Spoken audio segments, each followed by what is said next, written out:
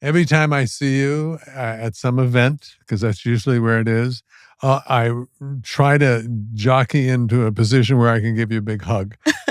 And it's probably, want it or not, I got to hug you because you're one of those people. You're so incredibly talented, and I'm a snob when it comes to actors. And you put out so much light and happiness in the world that I just got to hug you. Thank you for saying that. Yes. And before I go on, there's some people wanting to say hello. Mary, my wife, Mary Steenburgen, Oh my God. sends all her love. I love Mary.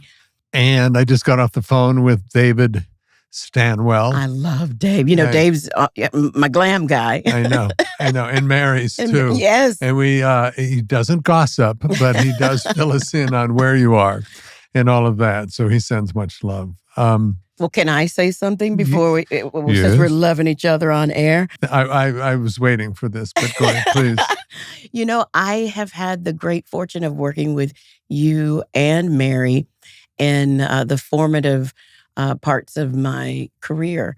That's true. And you were both people that I revered. And the fact that I got to work with you and learn from you is something that I hold very dear. So you were always kind, always.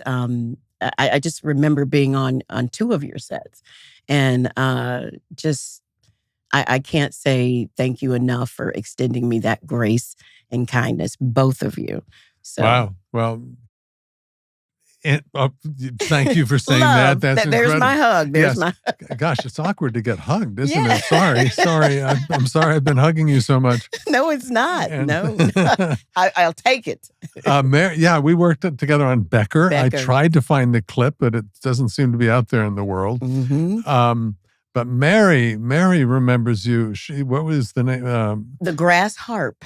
Oh my God, that was the first. That was the first. That was that in before my hometown. Marilyn Hotchkiss? Marilyn Hotchkiss, exactly. It was before that. It was before. Oh, yeah. It was way, way, way when I was still living in Alabama.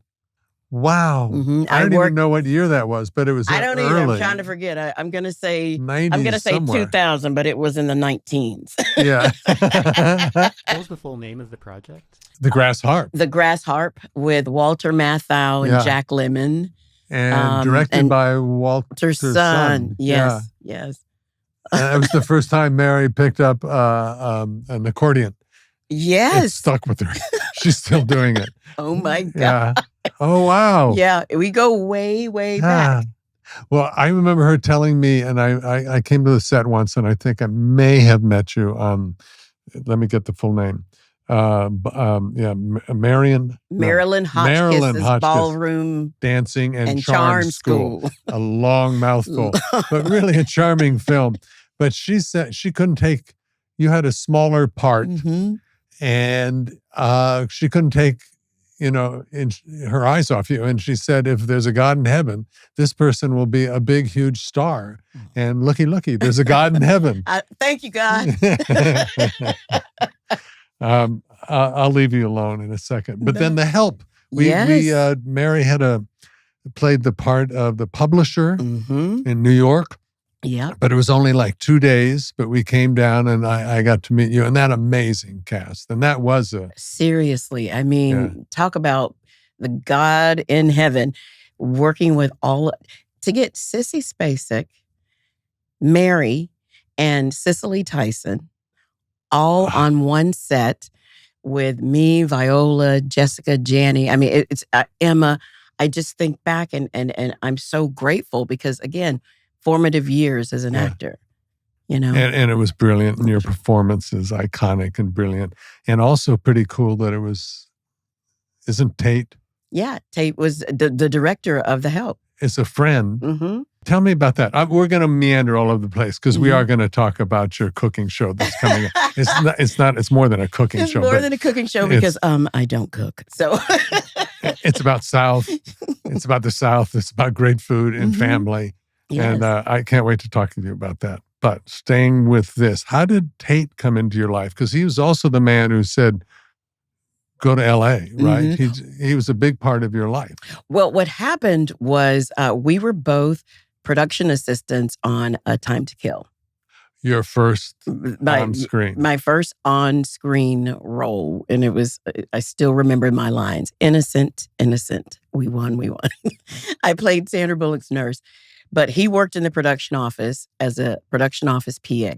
And I worked in extras casting as an extras casting PA, which is where I worked, the department I worked in on the Grass Harp with Mary. So we became friends. I'm trying to think, there were other people that were on that set as well. Tate got a house sitting gig after we wrapped that project. And I thought, well, he's going to go live in Hollywood for free just watching somebody's house? I bet I could get a gig like that. So I said, I'm going too. And I got a house sitting gig. And we became friends with, I think he actually met Melissa McCarthy and Ben Falcone in the Groundlings.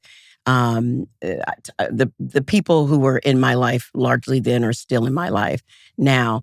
And we just came up through the ranks together. He was pursuing acting and writing, and then kind of dropped the acting and focused on directing.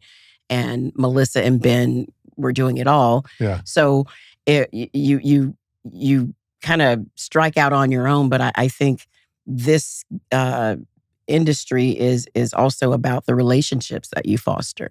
Definitely. Because Ben and Melissa also, we did all of their short films. I did every short film Tate did. And so I won in the end, by getting a paying gig from both of them. Right. Melissa's another one of those big-hearted, huge, talented people I just adore. Yeah. I love them. But both of them. Yes. Yeah. So I've been very fortunate with the relationships in my life that also helped me work-wise. I mean, Tate with the help, Melissa and Ben and I, we finally worked together on Thunder Force, and we're constantly, even now, we're still coming up with ideas that we want to do together. Because you want to go to work and enjoy the people that you work with. Oh, Lord. Right? Because they're huge, long, hard, fun, but hard days. Yes. And if they're not fun, you're exactly a silly person. Why do it? Why do it? All right. Start in the beginning. You're one of 7? I am the 6th of 7 kids. Yeah, well, I can't say that I'm a kid anymore. I just turned 55. I can't believe it. But I'm the 6th of 7. And this is a terrible question to ask out of the blue, but how is everybody? Everybody's great. Oh, good. I'm very fortunate to still have, there's still 7 of us. And still, it's kind of funny because whenever you go home, you the hierarchy is there, and my siblings still treat me as if I'm the 6th of 7. I'm like, I'm a grown-up. You sit over there, fancy pants, little Miss Hollywood. No, you're the 6th of 7. Because you lost both your parents, all of you did, fairly early on. Fairly early on. And my older siblings really took on the role of taking care of me and my younger sister. And how much older were they? We're all like 2 years apart from the oldest to the youngest. So my youngest sister is 2 years younger than me. My sister that's immediately above me is 2 years, and then 2 years. Yeah. So one of them was 30 years old when you lost your mother or your father? Your father. I lost my father when I was 13, my mom when I was 17. Right. So that you were able, no one else came into the household. It was just the siblings. The siblings. It was wow, and we had to figure it really out. Tight. We are really tight. The people that you love the most will also, tap dance on that last nerve. But but they also are the ones that you race to give good news, or you call, they are your counsel, Right. So it's I can't imagine not having them or going through life without them, especially then, because they helped me grow as a woman. To lose your mom, to lose your parents early on is quite traumatic. Quite, yeah. And to have people who witness you, even though your parents aren't there. They've witnessed you, some of them from the very beginning. It's so important. To be witnessed is like everything. Everything. So how did you go? All right, high school? High school. Well, the high school, it was kind of funny. I had always wanted, I remember watching the Emmys. It was either the Emmys or the Academy Awards. I would watch with my mom. My mom was really funny. We had a television that didn't have a remote. So she used one of the 6 of 7 to stand next to the television and change the channels. And it was my turn to change it, to be the remote that day. And I was flipping through the channels and everybody's all dressed up and glittery and they were getting prizes. And I thought, well, what do they do? Because I loved that they were just glamorous. And how old were you? I would have to say I was about 7. Which is very impressionable. Very, very impressionable age. And I knew then that I wanted to do whatever it was that they were doing, where they got prizes and they got to dress up and be beautiful. But You're a girl. You are a girl.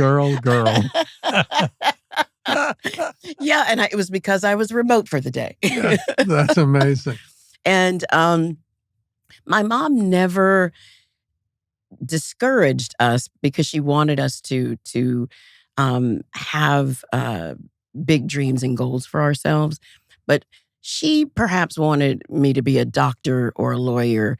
And I am too much of a germaphobe to be a doctor. I mean, can you imagine looking through a microscope? And you let me hug you. I don't know. No. That's crazy. But no. All right, you're not. Germaphobe, to the extent of, is it catching? Are you sick? Is it catching? Right. But not so afraid that, you can't interact with people. And so I did get to perform a lot in high school but I decided that I was actually going to be a lawyer because my mother was still alive. And when she passed away, I then had to determine how I was going to live my life, whether I was going to pursue my own dreams, which I still love the law. And I decided that I was going to, I don't know how I got here, Ted, but pursue acting and producing. I actually wanted to be a producer before acting. Wow. Yeah. And at what age did you, because I looked at your credits again, and you have executive producer all over the place. I didn't even realize what they did, but I always thought I liked putting people together and problem solving and coming up with ideas. And I didn't know at the time that was called a producer. Right.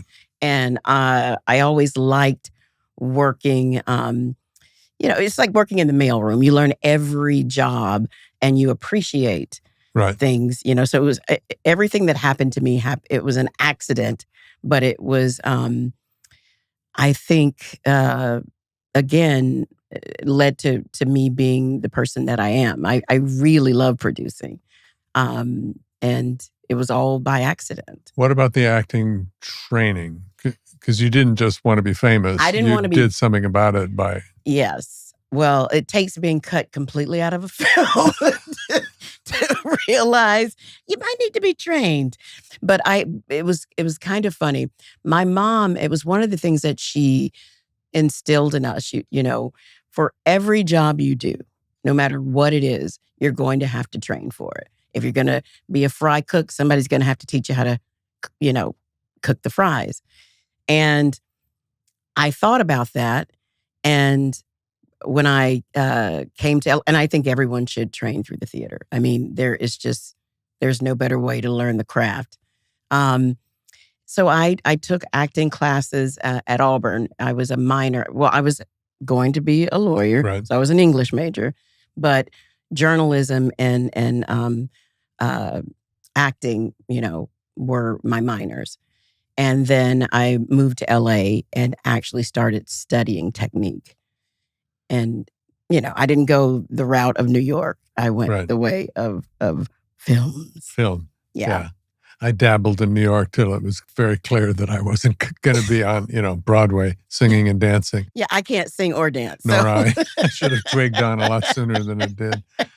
But, it's interesting because a lot of people who want to be actors, the best thing to learning how to be an actor before you actually start taking classes is to have a great education, because all you have to draw on later in life is you. Exactly.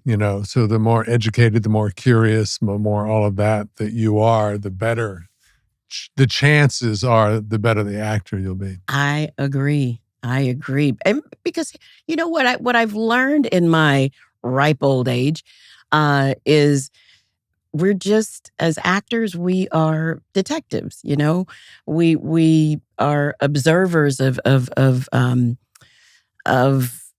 people, and I when you're playing a character, you have to get to the root of why people act the way they do, and so that's, and do it in a non-judgmental way. Exactly, because you cannot effectively play a character that you judge. Right. And so that was the thing for me. But learning all of that, just putting it all in the kitchen sink, learning the technique, but then actually executing it on whether it's stage or film every day or television was truly it was hit or miss, but it was a culmination of all of those things.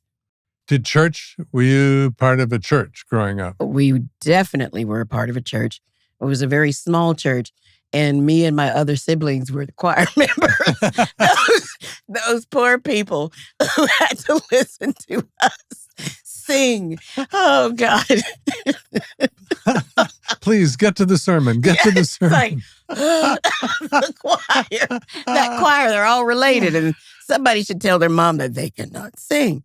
It was pretty funny. My mom was the mistress of ceremony. She did all of it. So I've always been a performer, but you know what I mean? It was for church. So now I know that I can't carry a tune too far, but I've always known. Well, we're not jumping ahead, but tell me, was cooking and food and kitchen a big, huge part of your life? Yes, it was. I mean, who cooked in my mom and my sisters. I was too young to be a part of the cooking for the family, but I wasn't too young to clean. So my sisters, I would be in the kitchen, and it's still one of my favorite things to do: watch people prepare meals. And I still watch because I still have that mentality. You're too young to deal with the knife. So, I like to be in the kitchen. I also love to clean. I'm happy to clean. Happy to clean because I also know that I can't eat anything that I've prepared for myself after it's cooled down. So, I'm happy to have other people cook. I'm happy to clean and be that guest who is always invited back because I'm happy to clean. And you're a grand appreciator. Grand. I'm the best, most appreciative guest. You're like Mary grew up in Arkansas, and which is Southern cooking, which is. I grew up in Arizona, and bless my mother's heart, we had beef, because there was cattle everywhere. There was sheep, so there was lamb and roast beef, and then frozen everything else. Frozen peas, frozen lima beans, frozen, So cooking was not a leg of lamb.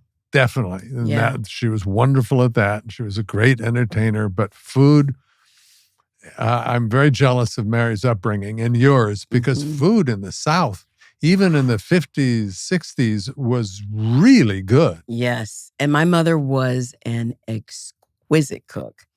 And a couple of my siblings know how to, they're not as good as, well, let me not say that because then I won't be invited back to dinner.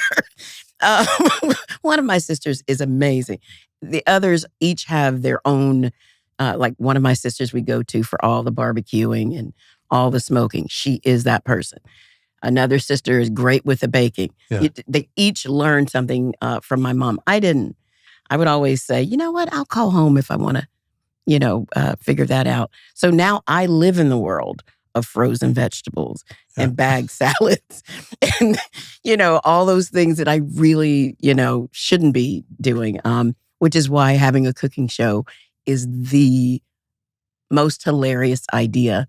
But also I get to benefit, as I do in life, by having other people cook and I get to sample. Okay, let's go there.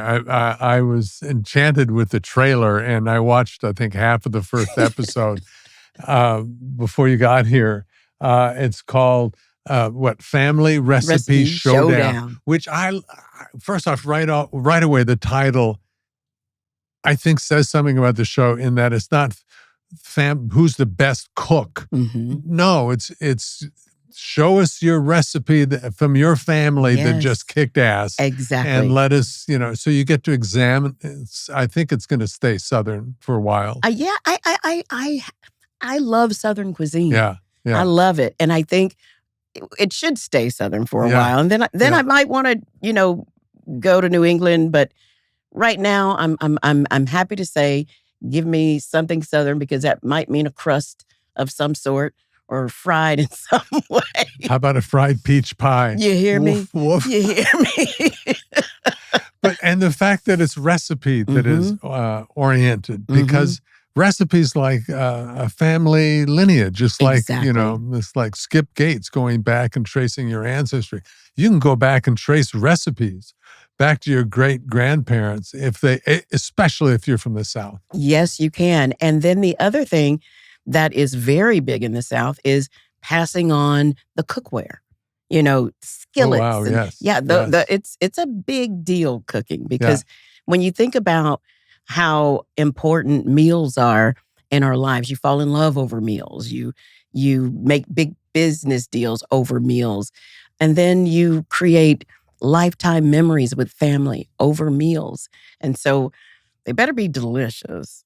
Yeah, helps. It does help. It does help. And I again, some of my fondest memories growing up, just being, in the kitchen, watching my mom and sisters prepare dinner. So tell me about your partnership with Duke.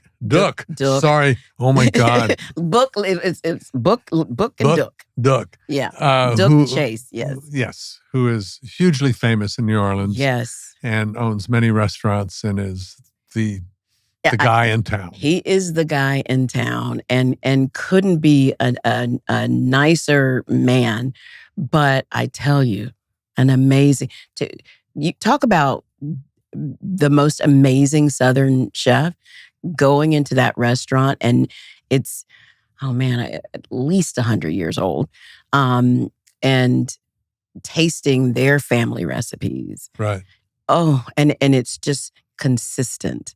But to get your heart broken by Duke, hey, this is delicious, but, I think in the contest. In the contest, it's like, you know what? I'm not so sad, because I got to cook for, Duke Chase. And, I'm the person that if it tastes good, I'm going to be your biggest champion and be sad to see you go. But Duke is the expert of technique and how things should taste and procedure. Not me. I don't even know. Are there always 3 couples? Always 3. That are somehow related, family, because it's family recipe. And they win. Whoever wins at the end of that episode wins $10,000, which ain't too shabby. Definitely. Is that a day, by the way? Does that take place in a day? In a day. So that's actually really good money.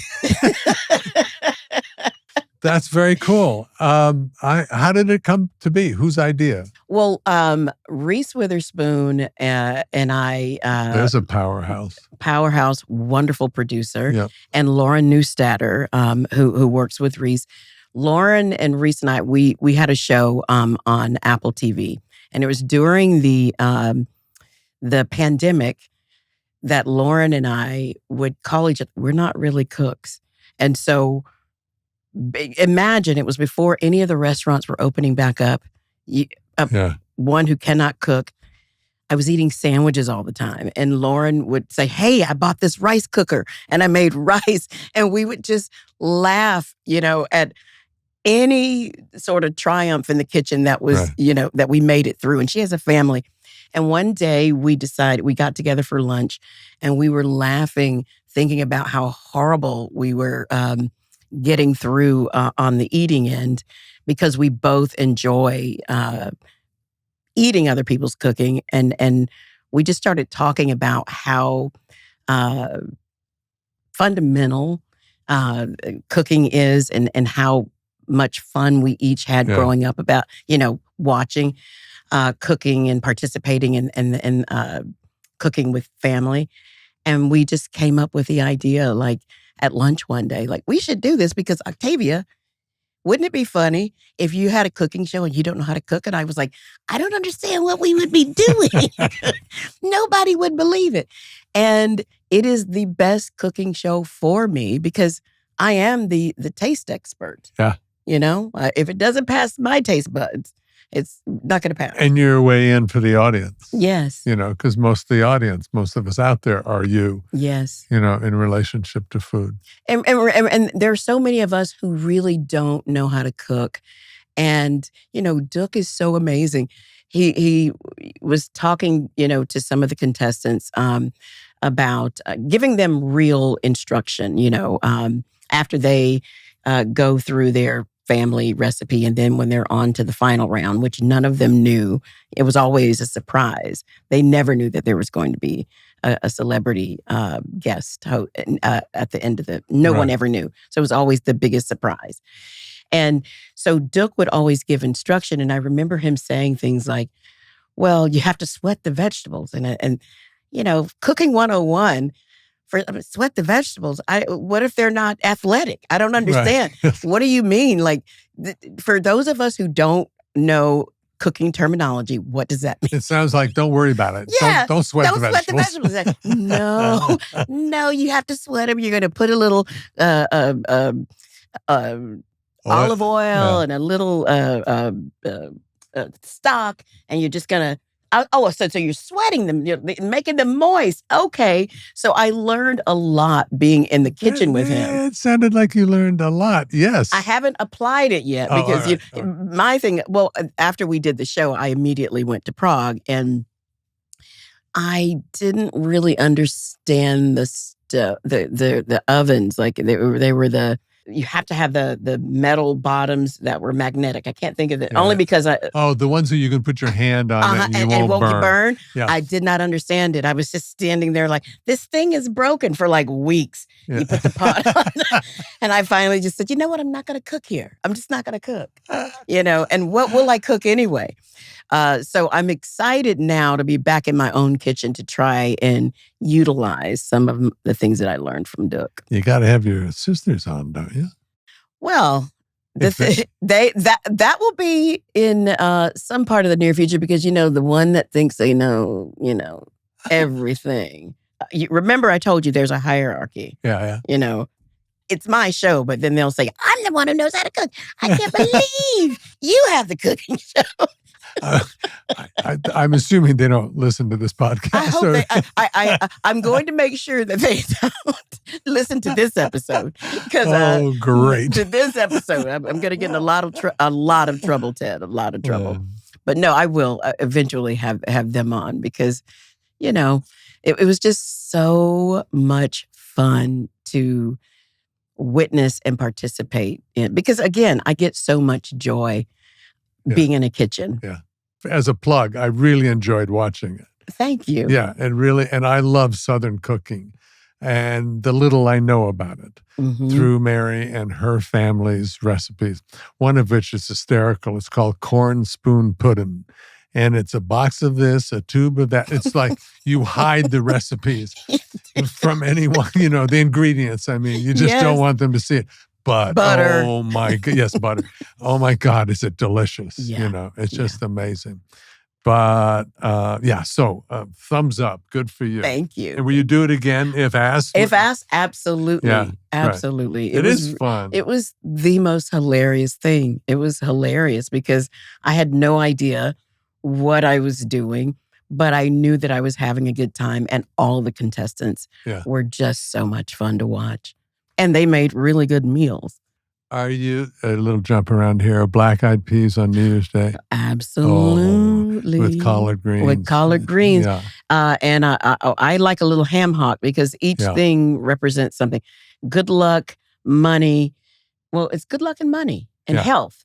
So each of those, I forget which, the collard greens, leafy greens is leafy money. Yeah. The Black Eyed Peas is the luck. Yeah. I can't think of what the health is. Ironically, it's probably the ham hock. Exactly. I like a little ham hock. If you're really healthy, you can deal with this ham.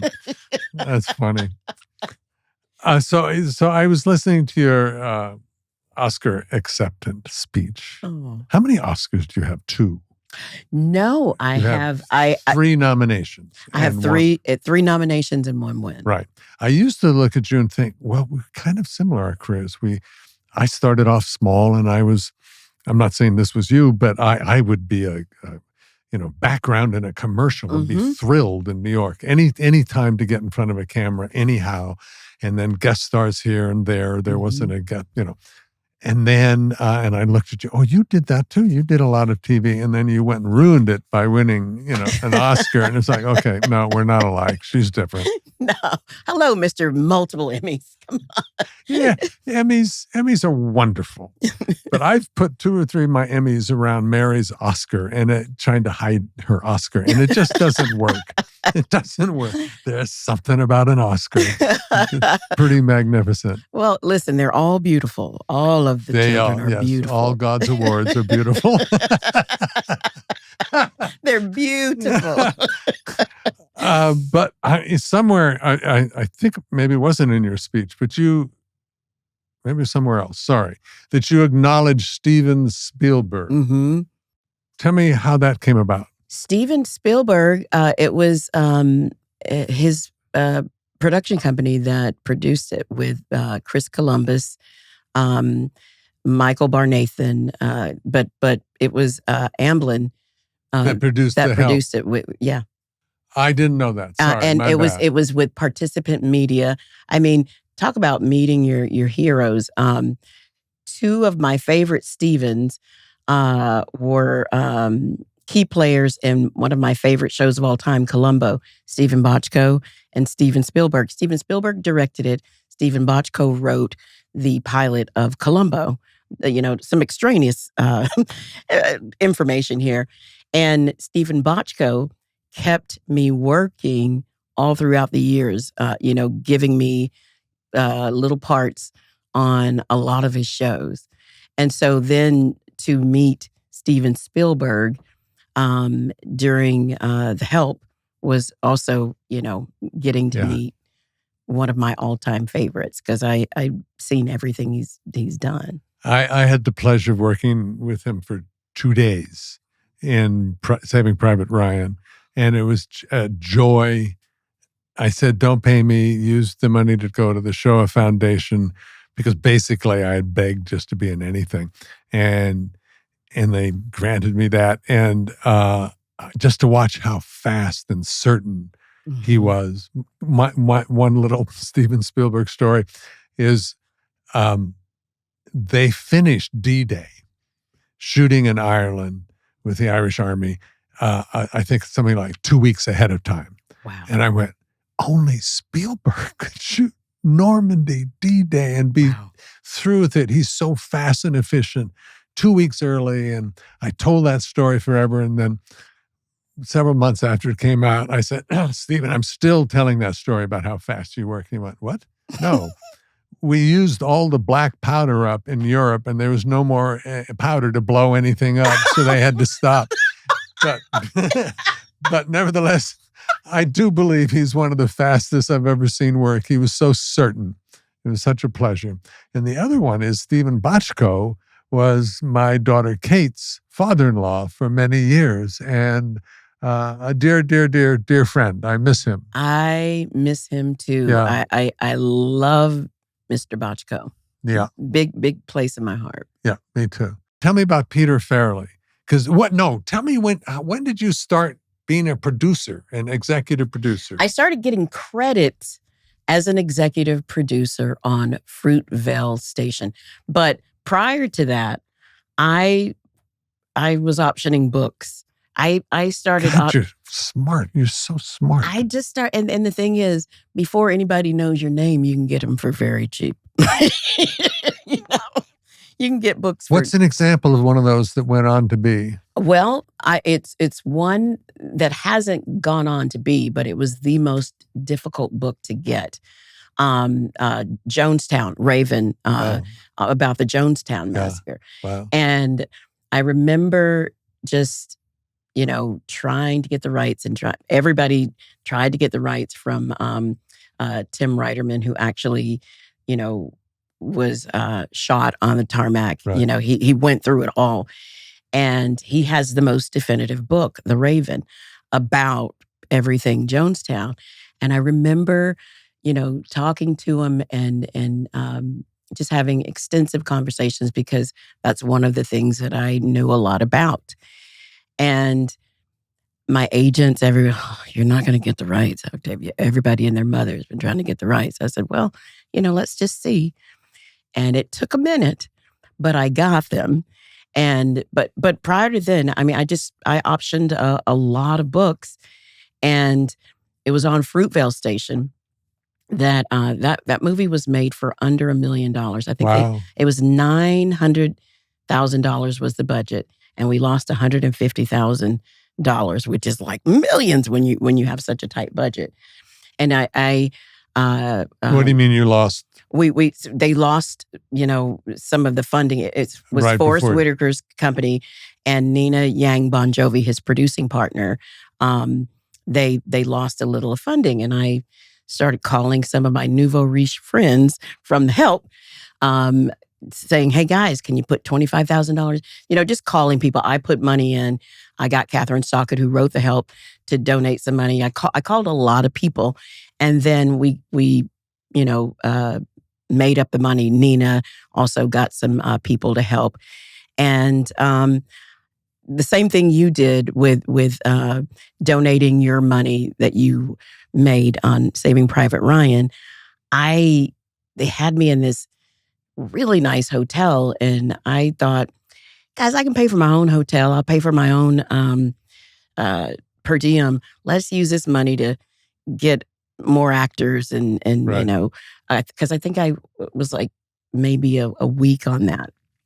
And with helping behind the scenes in the way that I had, Nina and Forrest offered me an executive producer role, and I said, absolutely.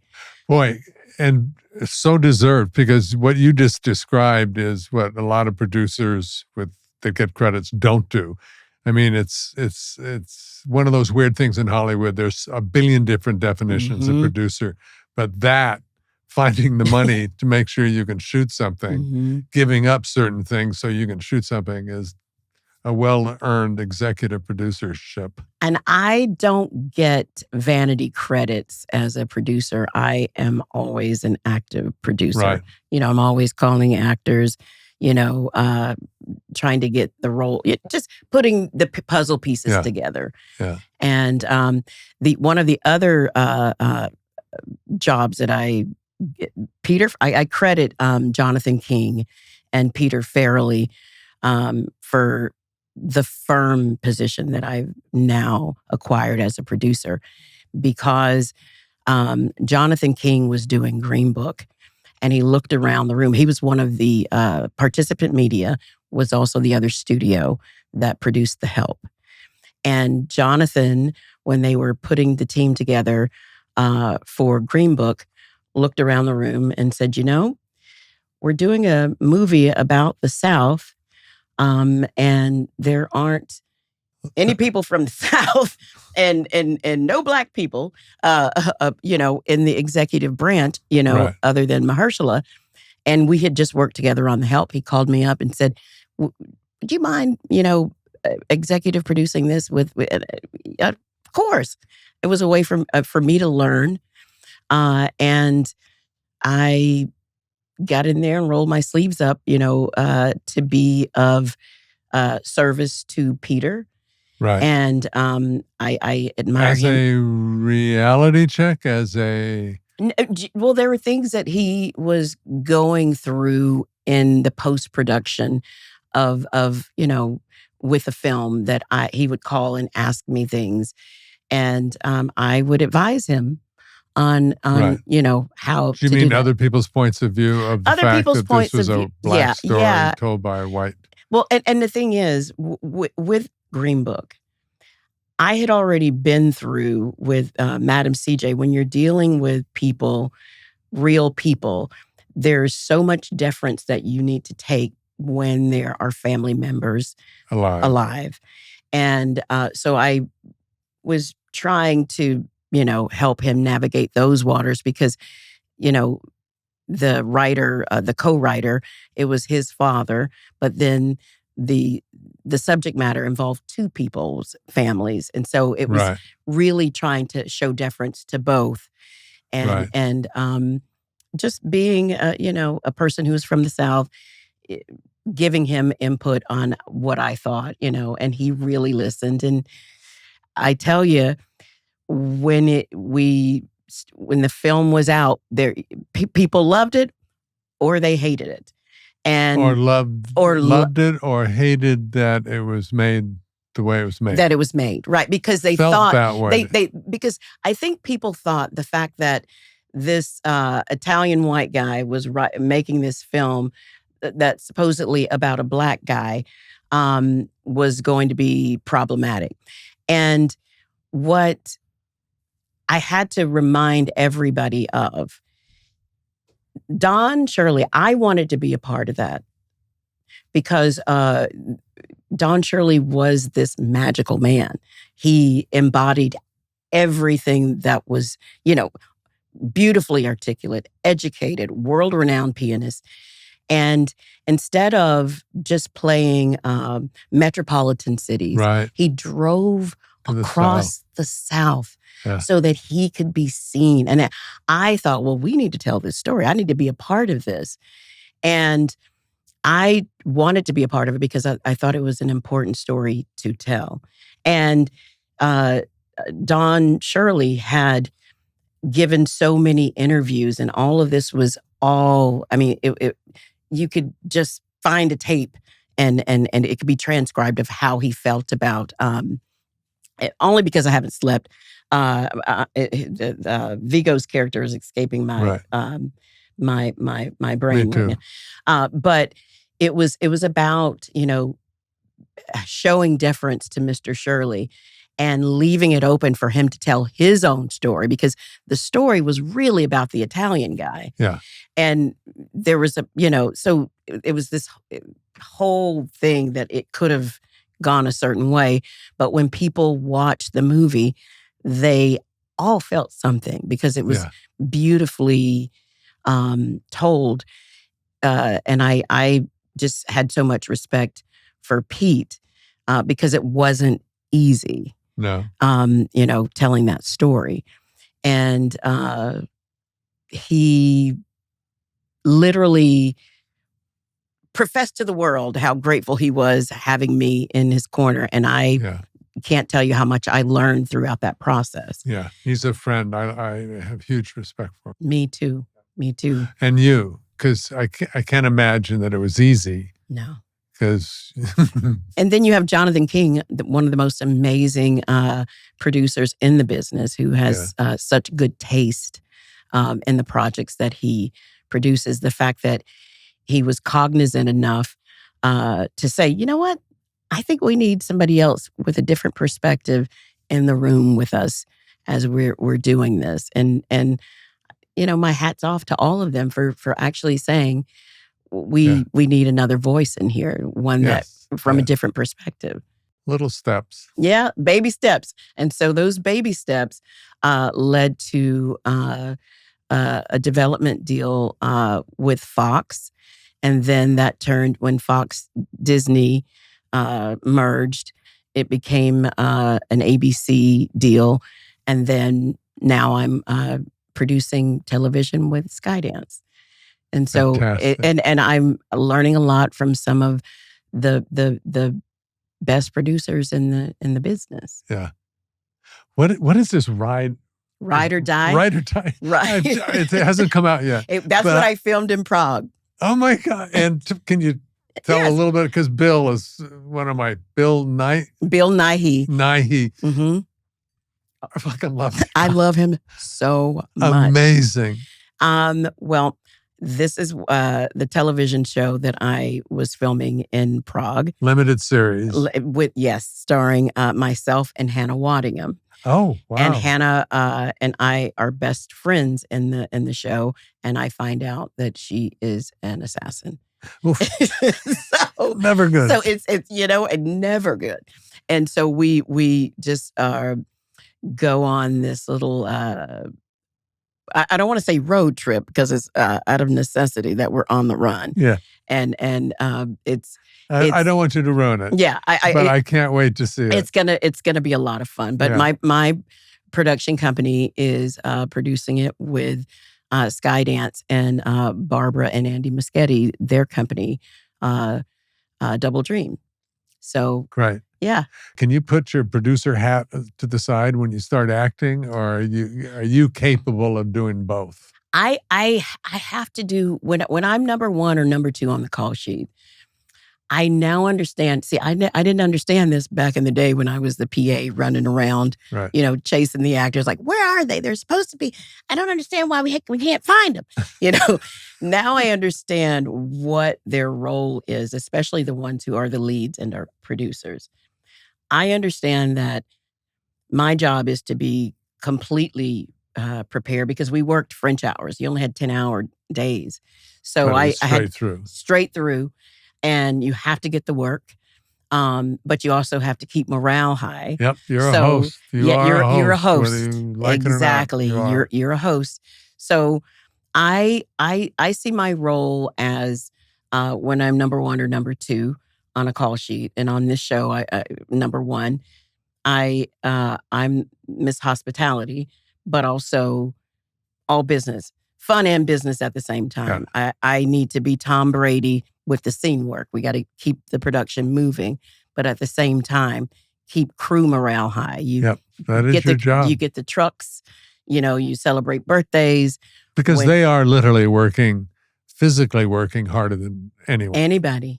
Exactly. They're before us, they're after we leave. So I know that I have to be over prepared. Yeah. I when I'm on production, I don't have a day off, because when I'm physically working on the set, I'm executing the work that, learning the lines on the weekends and getting I try to be 7 days ahead so that I can give myself a little time off on one of the days down to not have to do anything. Right. But I work, that's how I work. All right. So you're 7 days ahead. That scene that you learned on the first day and it's now the 8th day and you're shooting that scene. Do you retain it? I find that what I do is I end up going, yes, this is learnable. And I got the gist of it. And if I put myself to it in a half an hour, I could lock it down. But I'm not going to right now. I'll do it the night before. I wish I were that quick of a learner. Oh, I'm not. No, that's not quick. I just mean I've learned You've learned enough. it enough. And then you review it. Yeah. See, this is what I do. I learn it. I learn the line. I read the scripts. I map out all the emotional stuff so I know exactly where we are, because we shot things in blocks. We did 2 episodes at a time. So you could be in episode 1 today, but you're in episode 2 tomorrow. Episode 1 the day after. So it was like crazy town. So it was preparing it, but then running it every night. Running so that by the time I actually had to And it really only was about learning the lines, because I don't make the choices about what I'm going to do until I'm actually on the set and, try to be open and ready to facile, on the spot, make changes and hear direction. But I have to tell you, in order to be malleable as an actor, for me, I have to work every day. And it's like, ugh. I did a show called Damages, and it was being rewritten and written and rewritten and shot out of order and everything. And I was playing basically a sociopath. No, I mean, totally a sociopath.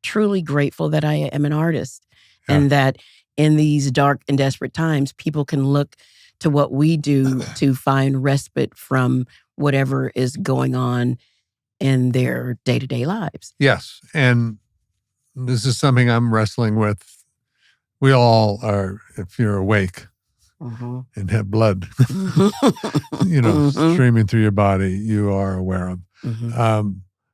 Before we jump to that a little bit, it does matter that you're putting out light, and not in an airy-fairy way, but you're reflecting human nature, quality, the human condition, the good, the bad, and the ugly, and you're doing it without judging also, which is, I think, a really something that good actors have learned to do, and it's obviously necessary, but very hard to then take into life, because we judge. I judge. Yeah. Yes.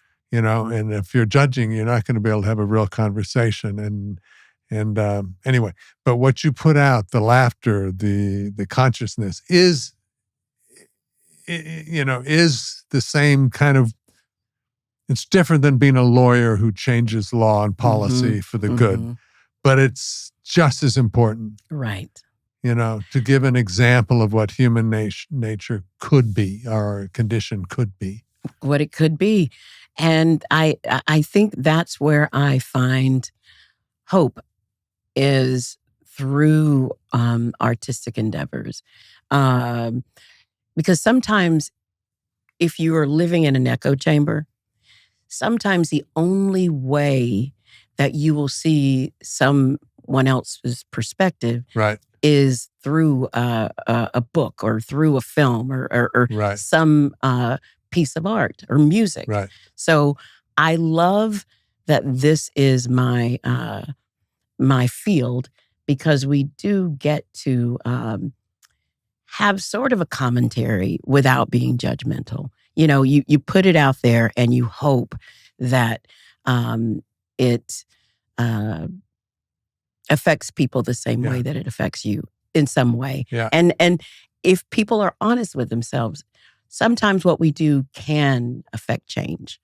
And that's why I like doing it. I like being a part of something that you can step away from whatever it is you're going through for that 1 hour. Sit with me for 1 hour. Sit with me for 30 minutes. Yeah.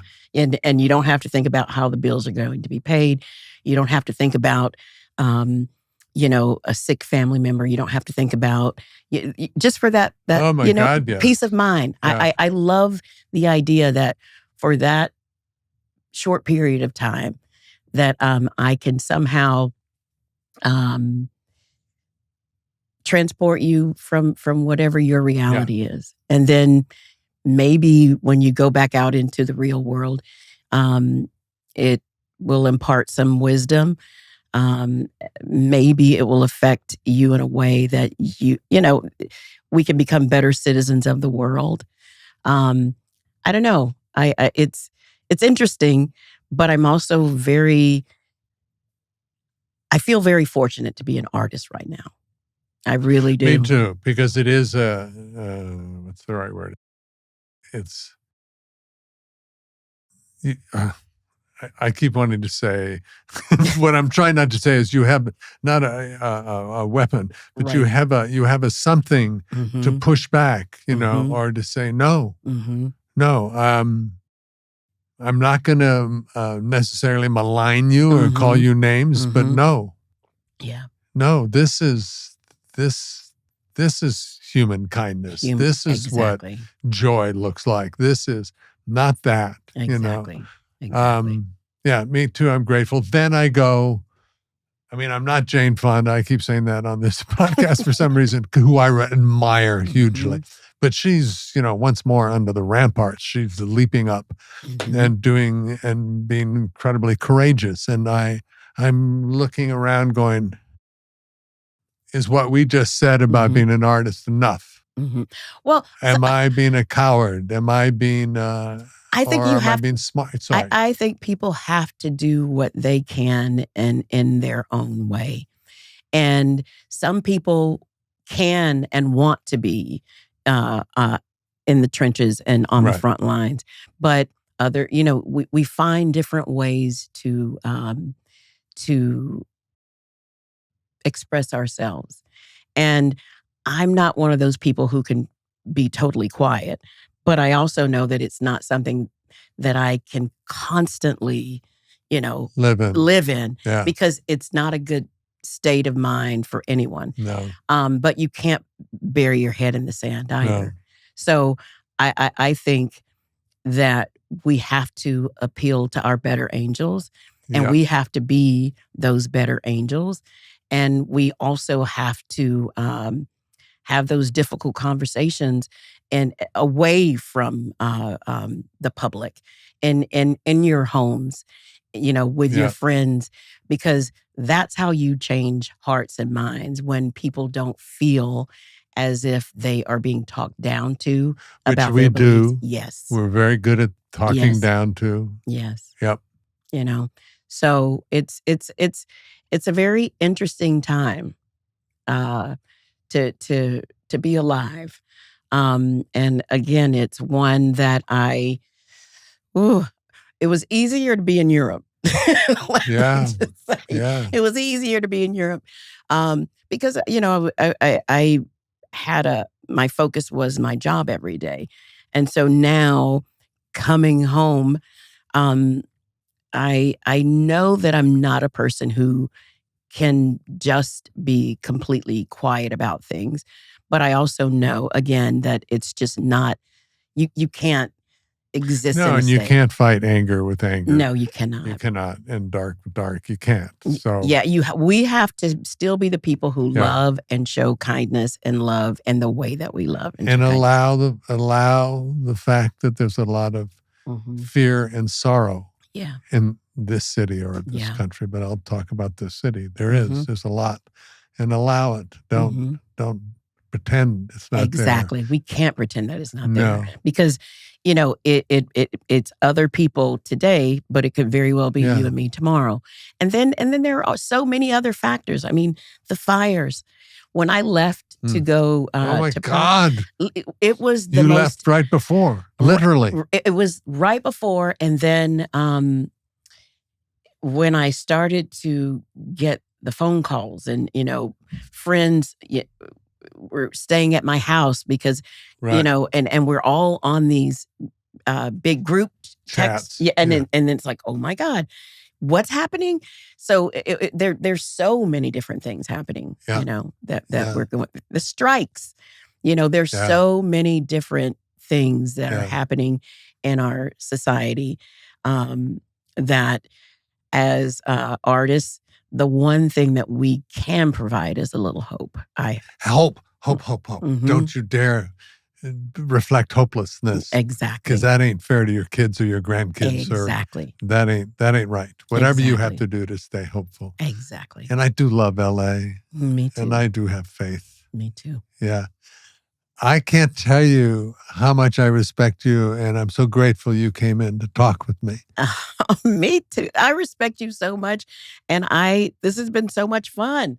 I literally think I'm going to come hang out and see if I can get the dog to love me. There's a dog outside.